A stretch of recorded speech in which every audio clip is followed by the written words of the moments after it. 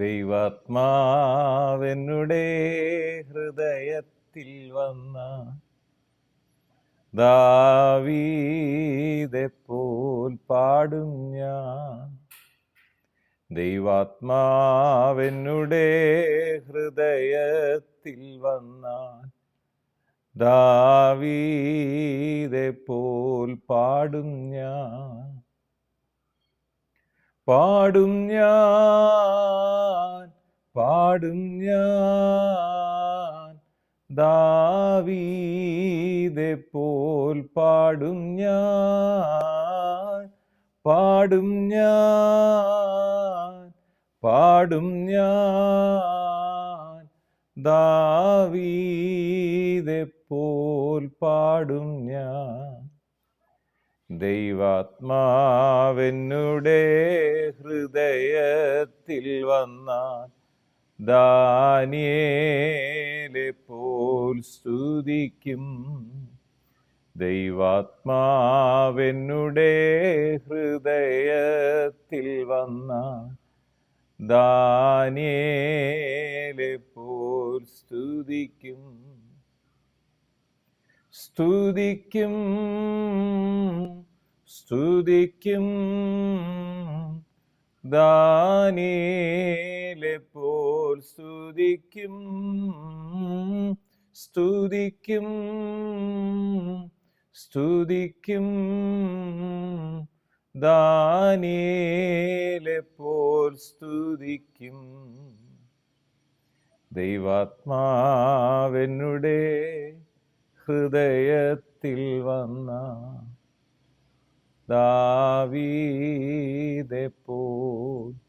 പാടും ഞാൻ. വീണ്ടും വരുന്ന യേശു ക്രിസ്തുവിൻ നാമത്തിലുള്ള സ്നേഹവന്ദനങ്ങളെ എല്ലാ പ്രിയപ്പെട്ടവരെ ഈ സമയത്ത് അറിയിക്കുന്നു. ദൈവത്തിൻ്റെ ആത്മാവ് ഒരു വ്യക്തിയുടെ ജീവിതത്തിൽ വന്ന് വാസമാകുമ്പോൾ, ഒരാൾ യേശുവിനെ സ്വീകരിക്കുമ്പോൾ വാസ്തവമായി ഒരു മതം മാറി ഒരു മതത്തിൽ ചേരുകയല്ല, മറിച്ച് ദൈവത്തിൻ്റെ ആത്മാവ് അവരുടെ ഉള്ളിൽ പ്രവർത്തനം ആരംഭിക്കുകയാണ്, വാസമാക്കുകയാണ്. മഹത്വത്തിൻ്റെ പ്രത്യാശ ക്രിസ്തു അവരിൽ വന്ന് അവരെ വഴി നടത്തുകയാണ്. ക്രിസ്തീയ ജീവിതം എന്ന് പറയുന്നത് നമ്മൾ സ്വയം നടക്കുന്നതല്ല, നാം പാപത്തിൽ നിന്ന് വേറിട്ട് ജീവിക്കുന്നതല്ല, പാപത്തിൽ ജീവിക്കാതെ വണ്ണം നമ്മെ വഴി നടത്താൻ, നമ്മളെ ജയകരമായി ജീവിക്കാൻ വഴി നടത്താൻ യേശു കർത്താവ് ഈ ഭൂമിയിൽ വന്ന് തൻ്റെ അവസാനത്തുള്ളി രക്തം വരെയും ചൊരിഞ്ഞ് മരണത്തെ ജയിച്ച് ഉയർത്തെഴുന്നേറ്റ് പിതാവിൻ്റെ വലത്ത് ഭാഗത്തു നിന്ന് പരിശുദ്ധാത്മാവെന്ന വാഗ്ദത്ത വിഷയം, പരിശുദ്ധാത്മാവിനെ നമുക്ക് പകർന്നു തന്നു. അതാണ് പെന്തിക്കോസ് നാളിൽ നടന്നത്. പരിശുദ്ധാത്മാവ് അവരുടെ മേൽ വന്നു, അഗ്നിനാവുകൾ അവരുടെ മേൽ വന്നു, എല്ലാവരും ആത്മാവ് നിറഞ്ഞവരായി. ക്രിസ്തീയ ജീവിതം എന്ന് പറയുന്നത് ആത്മനിറവിൻ്റെ ജീവിതമാണ്. അതുകൊണ്ടാണ് റോമർക്ക് എഴുതിയ ലേഖനം 8-ാം അധ്യായത്തിൽ ഇപ്രകാരം പറയുകയാണ്, 14-ാം വാക്യത്തിൽ, ദൈവാത്മാവ് നടത്തുന്ന ഏവരും ദൈവത്തിൻ്റെ മക്കളാകും. നാം ഇന്നൊരു സഭയിലോ ഒരു ചർച്ചിലോ അംഗമായതുകൊണ്ടോ അവിടെ മാമോദിസ ഏറ്റതുകൊണ്ടോ സ്നാനപ്പെട്ടതുകൊണ്ടോ നാം ദൈവത്തിൻ്റെ മക്കളാകുന്നില്ല. ആ യേശുവിനെ കൈക്കൊണ്ട്, അതാണ് വചനം പറയുന്ന, അവനെ കൈക്കൊണ്ട് അവൻ്റെ നാമത്തിൽ വിശ്വസിക്കുന്ന ഏവർക്കും ദൈവ മക്കളാകാൻ അവകാശം ലഭിച്ചു. അപ്പോൾ യേശു ക്രിസ്തുവിനെ ഒരു വ്യക്തി ജീവിതത്തിലേക്ക് ക്ഷണിക്കുമ്പോൾ, സ്വീകരിക്കുമ്പോൾ അവർ ദൈവത്തിൻ്റെ മക്കളാകുകയാണ്. ദൈവത്തിൻ്റെ മക്കളെ വഴി നടത്തുന്നത് ദൈവത്തിൻ്റെ ആത്മാവായ പരിശുദ്ധാത്മാവാണ്. അതുകൊണ്ടാണ് പറയുക, ദൈവാത്മാവ് നടത്തുന്ന ഏവരും ദൈവത്തിൻ്റെ മക്കളാകും. അങ്ങനെ ദൈവത്തിൻ്റെ മക്കളായി തീർന്ന ഞാനും നിങ്ങളും പിന്നെയും ഭയപ്പെടേണ്ടതിന് ദാസ്യത്തിൻ്റെ ആത്മാവിനെ അല്ല, നാം അബ്ബ, പിതാവേ എന്ന് വിളിക്കുന്ന പുത്രത്വത്തിൻ്റെ ആത്മാവിനെയാണ് പ്രാപിച്ചത്. അതുകൊണ്ട് ഇനിയും ദൈവം നമുക്ക് പിതാവായി മാറിയതുകൊണ്ട് നമ്മൾ ഇനി ദാസന്മാരല്ല, ദാസ്യ മനോഭാവത്തോടുകൂടെയല്ല, മക്കളായാണ് തുടരേണ്ടത്. നിങ്ങളുടെ മക്കൾ നിങ്ങളുടെ ഭവനത്തിൽ വീട്ടിൽ കയറിയിട്ട് ഫ്രിഡ്ജിലിരിക്കുന്ന ചില സാധനങ്ങൾ എടുക്കുമ്പോൾ നിങ്ങളോട് ചോദിക്കാതെ തന്നെ എടുക്കും. എന്താണ്? അത് അവരുടെ അവകാശമാണ്. മക്കളെങ്കിലോ അവകാശികളാണ്, ആ ഭവനത്തിന് അവകാശികളാണ്. ഇന്ന് നിങ്ങളും ഞാനും യേശുവിനെ സ്വീകരിച്ചപ്പോൾ മക്കളായി തീർന്നു, ദൈവിക ഭവനത്തിന് അവകാശികളായി തീർന്നു. ദൈവ രാജ്യത്തിൽ ഞാനും നിങ്ങളും പാർക്കുന്നു. ഇവിടെ ഗലാത്യർക്ക് എഴുതിയ ലേഖനത്തിൽ 8-ാം അധ്യായത്തിൽ ആത്മാവിലുള്ള ജീവനെക്കുറിച്ചാണ് പറയുന്നത്. ക്രിസ്തുയേശുവിലുള്ളവർക്ക് ശിക്ഷാവിധി ഇല്ല എന്ന് പറഞ്ഞു തുടങ്ങുകയും ജീവൻ്റെ ആത്മാവിൻ്റെയും പ്രമാണം പാപത്തിൻ്റെയും മരണത്തിൻ്റെയും പ്രമാണത്തിൽ നിന്ന് ക്രിസ്തു യേശുവിൽ സ്വാതന്ത്ര്യം നമുക്ക് തന്നു. ജഡത്താലുള്ള ബലഹീനത നിമിത്തം ന്യായപ്രമാണത്തിന് കഴിയാത്തതിനെ സാധിപ്പാൻ ദൈവം തൻ്റെ പുത്രനെ എന്ത് ചെയ്തു? പാപജഡത്തിലും പാപനിമിത്തവും അയച്ചു. എന്ന് പറഞ്ഞാൽ ഒരിക്കൽ പോലും ഒരു കർമ്മങ്ങൾ കൊണ്ടോ പാപമോചനം ലഭിക്കാതെ ഇരുന്ന സ്ഥാനത്ത് പിതാവാം ദൈവം മാനവരാശിയുടെ രക്ഷയ്ക്ക് വേണ്ടി, പാപമോചനത്തിനു വേണ്ടി യേശു ക്രിസ്തുവിനെ തന്നെ അയക്കുകയാണ്. എന്നിട്ട് പാപത്തിൽ, ജഡത്തിൽ യേശു ശിക്ഷ അനുഭവിച്ചു. ജഡത്തെ അല്ല, ആത്മാവിനെ അനുസരിച്ച് നടക്കേണ്ടതിന് തന്നെ. അതുകൊണ്ട് ഇനി നമ്മൾ ശിക്ഷ അനുഭവിക്കേണ്ട കാര്യമില്ല, നമ്മൾ മക്കളാണ്. ഇവിടെ പറയാണ് ജഡസ്വഭാവമുള്ളവർ ജഡത്തിനും, അപ്പോൾ തന്നെ ആത്മസ്വഭാവമുള്ളവർ ആത്മാവിനുള്ള കാര്യവും ചിന്തിക്കുന്നു. ആത്മസ്വഭാവമുള്ളവർ എന്ന് പറഞ്ഞാൽ ദൈവമക്കൾ. ജഡത്തിൻ്റെ ചിന്ത എന്താണ്? എപ്പോഴും അത് മരണവും, ആത്മാവിൻ്റെ ചിന്തയോ ജീവനും സമാധാനവും ആകുന്നു. ജഡത്തിൻ്റെ ചിന്ത എന്താണ്? ദൈവത്തോട് ശത്രുത്വമാകുന്നു. അത് ദൈവത്തിൻ്റെ ന്യായപ്രമാണത്തിന് കീഴ്പ്പെടുന്നില്ല, കീഴ്പ്പെടുവാൻ കഴിയുന്നതുമല്ല. എന്നിട്ടാ പറയാം, ജഡസ്വഭാവമുള്ളവർക്ക് ദൈവത്തെ പ്രസാദിപ്പിക്കാൻ കഴിയത്തില്ല. കാര്യം ദൈവം ആത്മാവാണ്. ആത്മാവിലും സത്യത്തിലും വേണം നമ്മൾ ദൈവത്തെ ആരാധിക്കേണ്ടത് പോലും. അങ്ങനെ ദൈവത്തെ നമ്മൾ പ്രസാദിക്കുമ്പോൾ നമ്മൾ ജഡത്താലല്ല പ്രസാദിപ്പിക്കുന്നത്, ആത്മാവിൻ്റെ ഗൈഡൻസിലാണ്. നിങ്ങളോ ദൈവത്തിൻ്റെ ആത്മാവ് നിങ്ങളിൽ വസിക്കുന്നു എന്ന് വരികിൽ ജഡ സ്വഭാവം ഉള്ളവരല്ല. എൻ്റെയും നിങ്ങളുടെയും അകത്ത് നാം യേശുവിനെ സ്വീകരിച്ചപ്പോൾ ദൈവത്തിൻ്റെ ആത്മാവ് വന്ന് നമ്മെ ദിനംതോറും വഴി നടത്താനായിട്ട് തുടങ്ങി. നമ്മൾ ഒരു ദിവസം കൊണ്ട് ഒരു കുഞ്ഞും വളരുന്നില്ല.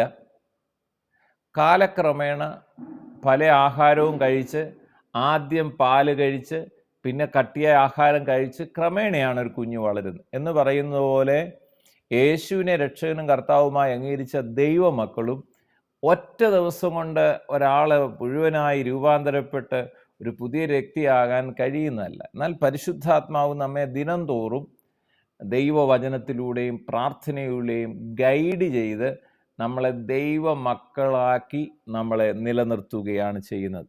എന്നാൽ ഇവിടെ പറയണ ദൈവത്തിൻ്റെ ആത്മാവ് നിങ്ങളിൽ വസിക്കുന്നു എങ്കിൽ ജഡ സ്വഭാവമുള്ളവരല്ല. കാര്യം പറയാ, യേശുവിനെ മരിച്ചവരിൽ നിന്ന് ഉയർപ്പിച്ചവൻ്റെ ആത്മാവ് നിങ്ങളിൽ വസിക്കുന്നു എങ്കിൽ. നമ്മളിൽ ഇരിക്കുന്ന ആത്മാവ് ഏതാണ്?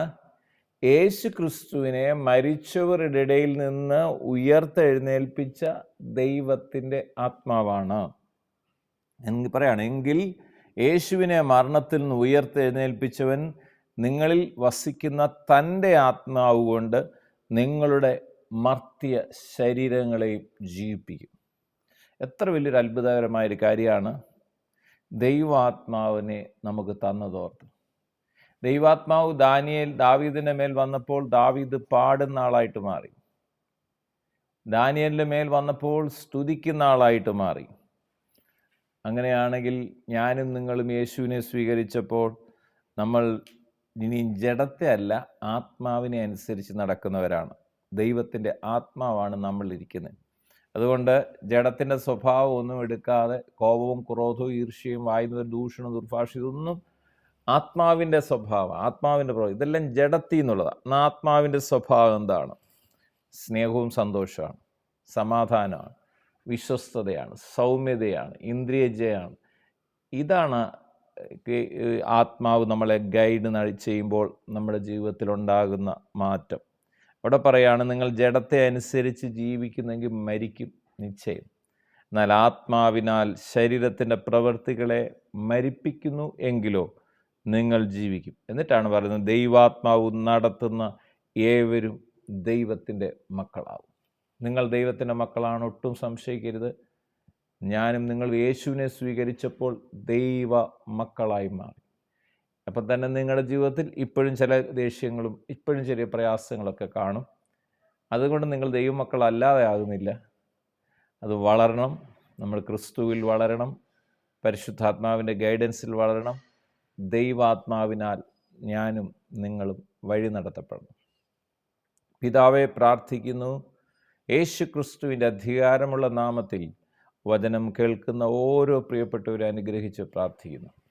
ഞങ്ങൾ യേശുവിനെ സ്വീകരിച്ചപ്പോൾ ദൈവമക്കളാക്കി മാറ്റിയതിനായി സ്തോത്രം ചെയ്യുന്നു.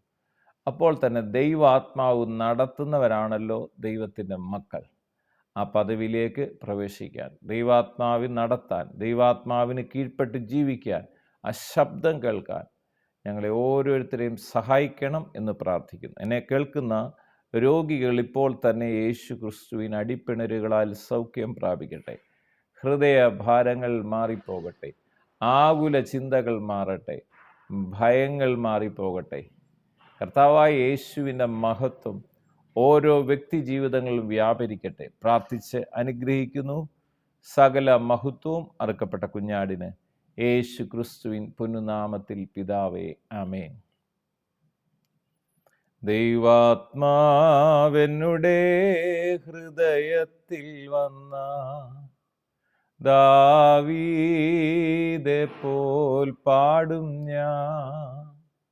ദൈവാത്മാവെന്നുടെ ഹൃദയത്തിൽ വന്ന ദാവീദെ പോൽ പാടും ഞാൻ.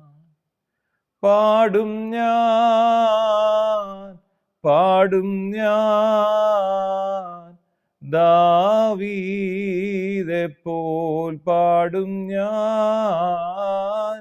പാടും ഞാൻ, പാടും ഞാൻ, ദാവീദെ പോൽ പാടും ഞാൻ. ദൈവാത്മാവെന്നുടെ ഹൃദയത്തിൽ വന്നാൽ ദാനിയേലെ പോൽ സ്തുതിക്കും, സ്തുതിക്കും, സ്തുതിക്കും. ദാനിയേലെ പോൽ സ്തുതിക്കും. ദൈവാത്മാവെന്നുടെ ഹൃദയത്തിൽ വന്നാൽ ദാവീദെ പോൽ പാടും